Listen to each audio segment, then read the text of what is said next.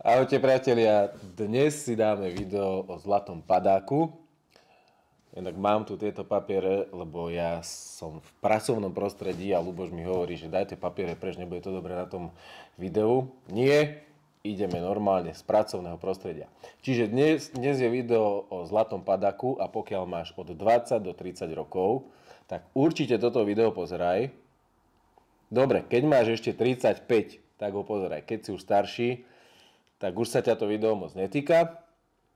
A poďme si teda rozobrať, o čom sa budeme dneska rozprávať. Poďme na to.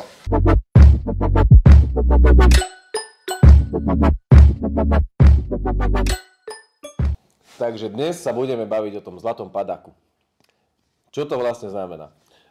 Stále ja natáčam teda content o financiách, som finančný poradca, čiže keď chcete vedieť viac, ako narábať s financiami, tu alebo tu, niekde tu zavesíme proste link na YouTube. Kliknite si na ňo a viete si pozrieť všetky videá. To by som bol rád, keby si pozriete všetky videá, ale nemusíte, stačí jedno. S tým, že rozoberáme tam o tom, ako investovať pravidelne, jednorázovo atď. Čiže zlatý padák je o tom, čím skorej si začnem odkladať peniaze, strich, nie odkladať, investovať, pretože odkladanie nestačí. Investovať peniaze napríklad do indexu S&P 500 alebo pokiaľ chcete nejakú nadprácu, tak kontaktujte svojho finančného poradcu.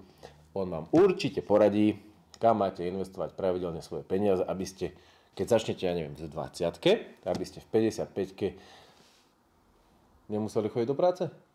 Alebo mohli, iba keď chcete. Alebo mohli, keď chcete. Každopádne ide o to, aby ste neboli na tej práci tak závislí, a to vám pomôže, ako to poviem, to vám pomôže pripraviť trvalý príkaz. Áno, nastavíte si trvalý príkaz do nejakého indexu a v 55-ke, pamätajte na moje slova, sa vám to oplatí.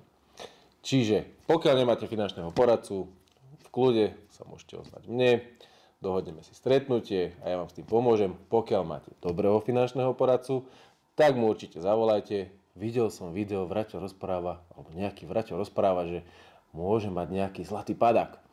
Tak v kľude mu zavolajte, on vám s tým rád pomôže. A ako by som to ukončil, som rád, že ste dopozerali toto video až sem a majte krásny deň.